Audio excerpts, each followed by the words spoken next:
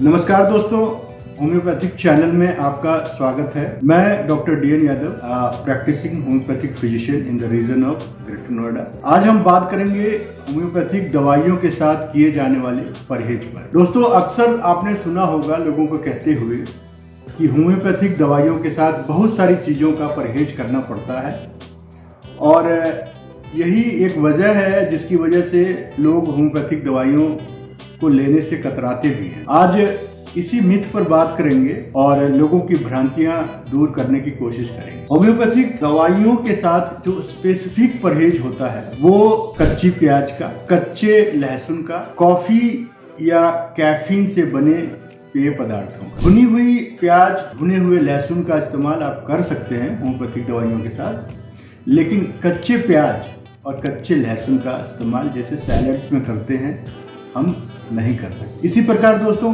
Coffee का इस्तेमाल हम होम्योपैथिक दवाइयों के साथ नहीं करते हैं। इसका परहेज सभी डॉक्टर बताते हैं। इन चीज़ों का परहेज होम्योपैथिक दवाइयों के साथ इसलिए करते हैं क्योंकि ये वेजिटेबल ऑरिजिन की जितनी भी दवाइयाँ होती हैं होम्योपैथी की, उनको न्यूट्रलाइज करती हैं। इसके अलावा कैम्फर यानी कि कपूर हमारे आसपास या हम बॉडी स्प्रे के रूप में या बॉडी पे लगा के किसी भी प्रकार कपूर का इस्तेमाल होम्योपैथिक दवाइयों के साथ नहीं करते हैं। कपूर एक बहुत ही एंटीडोट होता है होम्योपैथिक दवाइयों के लिए और बहुत सारी वेजिटेबल ऑरिजिन यानी कि प्लांट ऑरिजिन की दवाइयों को न्यूट्रलाइज करता है। कैफीन हो या बहुत सारे जो स्टिमुलेंट्स आजकल कोल्ड ड्रिंक्स या अदर जूसेस में इस्तेमाल किए जाते हैं, आजकल जो एनर्जी ड्रिंक्स वगैरह आती हैं, तो इन सभी चीज़ों का होम्योपैथिक दवाइयों के साथ परहेज करना है। एक बात मैं आपको और बता दूं दोस्तों कि अपनी डाइट को आप होम्योपैथिक दवाइयों के साथ जितना सिंपल रखते हैं, स्पाइसी चीज़ों को जितना अवॉइड करते हैं, उतनी ही बेहतर होम्योपैथिक दवाइयाँ आपकी बॉडी के ऊपर काम करती हैं। ये तो हो गई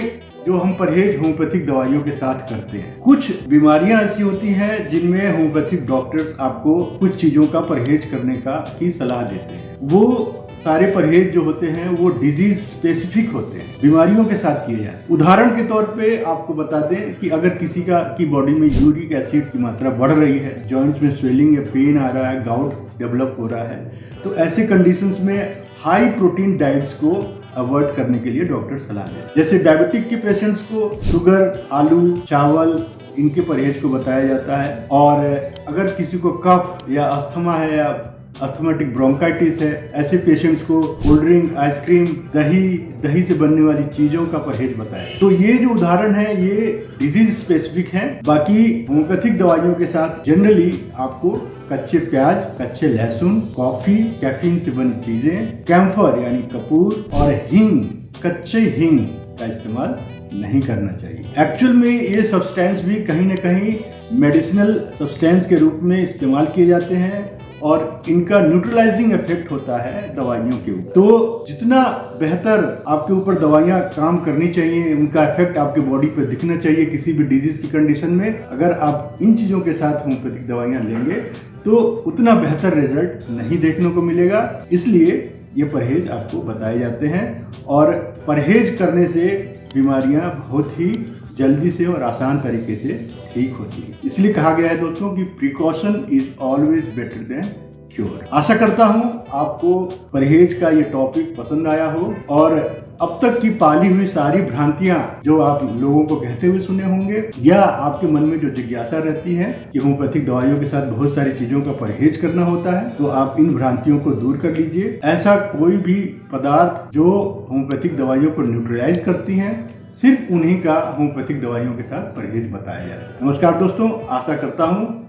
आपको ये टॉपिक पसंद आया होगा और आज के बाद होम्योपैथिक दवाइयों के साथ करने वाले परहेज को लेकर आप बिल्कुल सतर्क रहेंगे और ये आपकी जिज्ञासा का कारण नहीं बनेगा। धन्यवाद, नमस्कार।